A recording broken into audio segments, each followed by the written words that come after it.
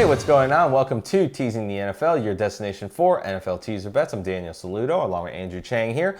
We are taking you through the late afternoon games for Week 10 of the 2020 NFL season. Almost forgot what week it is.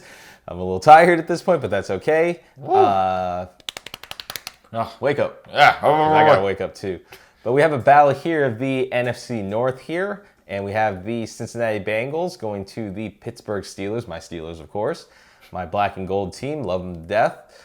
But Pittsburgh is the favorite here. Shut up. Don't want to hear that. But the Steelers are the favorite here at -7.5, and your total is 47.5. So the Bengals get teased up to 13.5. The Steelers get teased down to -1.5. Your total is your over gets teased down to 41.5, and your under gets teased up to 53.5. So there was concern for this game, especially for me, that Ben Roethlisberger might not play in this game. He has a knee injury from last game, taking a hit down there, and he got tested for COVID, but he's cleared to play. Negatives are good, so tested negative, so he's good, sorry. So he's good to go in this game. I actually wish they would bench him for the week because they should win against Cincinnati. They don't necessarily need him for this game, but, you know, the starting quarterback wants to play. So should they win, though? They should. I mean, they are a much better, more elite team for sure. I mean, they're the only team left that's undefeated, and you know, Cincinnati's, you know, got what? Dumpster fire. One win and one tie. Yeah. But, yeah, I don't know. You know, division rivalry, there's always bad blood between these teams. It's always a good game, though, when you have the Bengals against the Steelers. I might disagree with that because there have been some games where Cincinnati's just been atrocious and they've not been worth watching or worth playing against at all. But in this case, they're going to have, that definitely that good puncher's chance because, you know, it is a new team. Burrow's been really good for them. So I was actually thinking, and I'm not really 100% set on what I would pick right now, but there's a part of me that thought that Cincinnati might be a really good bet, teasing them to 13.5. Now, I'm not set on it yet, but I feel like that's a good choice because I know Pittsburgh's at home, but you don't want to put, you know, Roethlisberger into any kind of danger, so I'm expecting a lot more run game. So I think they're going to be looking for clock control and everything like that, and just not have to worry about Ben getting hit, especially low in the knee again.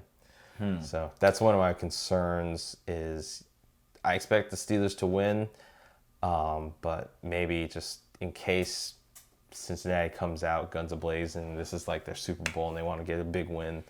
Maybe this is it. And at some point, I know the Steelers are going to lose. I don't think they're going undefeated. They're going to lose at some point, and it could be this game because they have had letdown games before.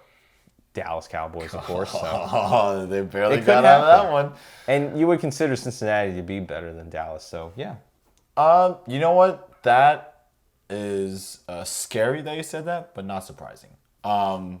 I feel the exact same way about your Steelers. I already knew that offensively they kind of struggled to find traction in the offense, especially this year.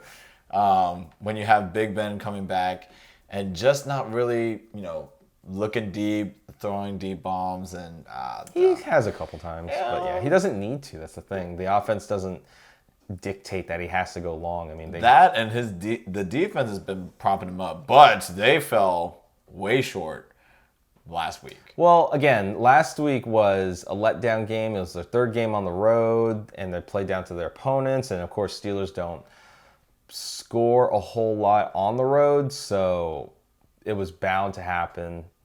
Obviously, the under hit, but the game was definitely closer. But it was to be expected. It was a letdown game, so I definitely knew it was going to happen. Did I think Cowboys were going to win at any point? Really, no. Absolutely not, no. Yeah. Even though they had a chance in the end zone, I was like, this ain't going in. Yeah, it's the Cowboys, man. It's not. So I'm a little hoodwinked on this game. All right, so right now, okay, I'll give you my lean. Tell me. Tell me. So I have to take the Steelers -1.5. I kind of figured you were going to take that. I mean, it's not a bad choice to take Cincinnati plus 13.5. You almost get the 2 touchdowns. You know, you get a touchdown and 2 field goals.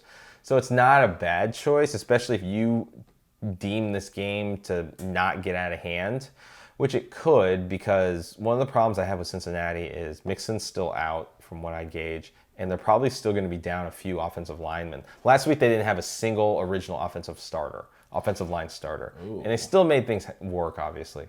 So I mean, even at full strength, if they had all 5 of their starters, the question mark I still have is, can they stop the Steelers front 7, which I don't think they can. So that's why I feel like maybe an ugly, close game, but, Steelers should be able to take it by, a field goal, if you want to call it that. I was going to take that too, but looking at the totals, oh gosh, I might be just being a contrarian, but... You want to go over?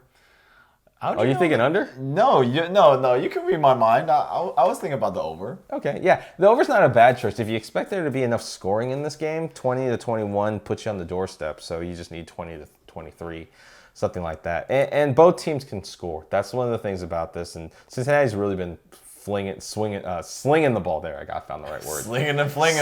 Slinging and flinging there. They have been slinging the ball. I mean, they have been slinging it a lot more, especially with no Joe Mixon. So Burrow's thrown a lot in the past 3 weeks. Yeah, since a lot of volume in his in the pass plays. So the over's definitely a good choice. It's not a bad choice if you want to do a same game teaser. You can go Steelers -1.5 over 41.5. It's not a bad choice, but I can't do that because it's not an isolated game. So I'm not going to take that jump. Yeah, and I think I would also be kind of a dummy if I didn't take Pittsburgh just to win it at home. It doesn't make you a dummy. Against their division rival, though, that's the thing. Like, division rivalry games, it's a little different. It is. It's a little different. But I mean, the Steelers have had Cincinnati's number for years now, so. Yep, that too. So with that being said, I think I will follow my compañero in his choice for the black and gold. Thank you. I guess. Get it right, son. I always thought it was like a Wiz Khalifa thing, but I guess not. At just to win the game at -1.5, right? Yep, 1.5. He's got it right. Both of us are taking Steelers -1.5. Take it to the bank. Pretty high up, at least for me, on my choice of teaser bets for sure. Yeah. Maybe not as much for him, but that's okay. But let us know in the comments below how you feel this game is going to go. If you're betting any of the sides or the totals, let us know. Always like to hear it. But until next time, for Andrew Chang, I'm Daniel Saludo. If you like the content you got in this video, give it a thumbs up, give it a like, subscribe, tick the notification bell, and select all. That way you stay up to date with all of our latest videos and previews for the rest of the 2020 NFL season. Again, we'd like to thank you for joining us and tuning into this video. But until next time, make sure you get your bets in. And of course, don't forget to be a tease.